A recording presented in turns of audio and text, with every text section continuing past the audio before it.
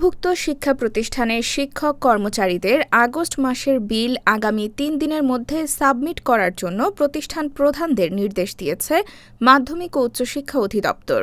মঙ্গলবার ১৮ আগস্ট অধিদপ্তরের এক বিজ্ঞপ্তিতে এ নির্দেশনা দেওয়া হয়েছে। বিজ্ঞপ্তিতে বলা হয়, অধিদপ্তরাধীন শিক্ষা প্রতিষ্ঠানের এমপিওভুক্ত শিক্ষক কর্মচারীদের এমপিও এর অর্থ ২০২৫ সালের ১ জানুয়ারি হতে ইএফটিতে প্রদান করা হচ্ছে।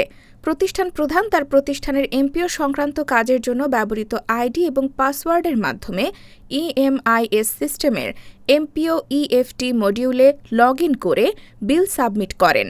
এক্ষেত্রে প্রতিষ্ঠান প্রধান তার প্রতিষ্ঠানের প্রত্যেক শিক্ষক কর্মচারীর জন্য আলাদা আলাদাভাবে বিধি মোতাবেক প্রাপ্য এমপিও এর অর্থ সঠিকভাবে নির্ধারণ করে বিল সাবমিট করেন।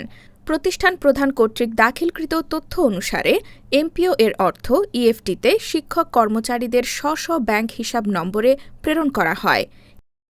এতে বলা হয়, প্রতিষ্ঠানের এমপিও তালিকায় বিদ্যমান শিক্ষক কর্মচারীদের মধ্যে কেউ মৃত্যুবরণ বা পদত্যাগ করলে প্রতিষ্ঠান প্রধান সংশ্লিষ্ট মাসে বিধি মোতাবেক তাঁর প্রাপ্যতা নির্ধারণ করে বিল সাবমিট করবেন।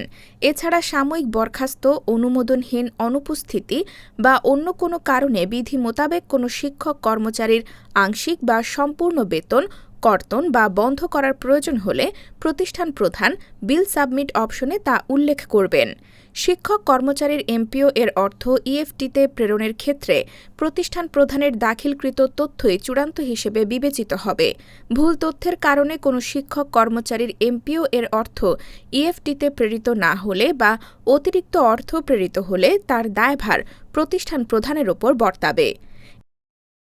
এতে আরও বলা হয়, আগামী ২১ আগস্টের মধ্যে এমপিও বিল অনলাইনে সাবমিট করার জন্য সংশ্লিষ্ট শিক্ষা প্রতিষ্ঠানের প্রধানগণকে নির্দেশক্রমে অনুরোধ করা হলো।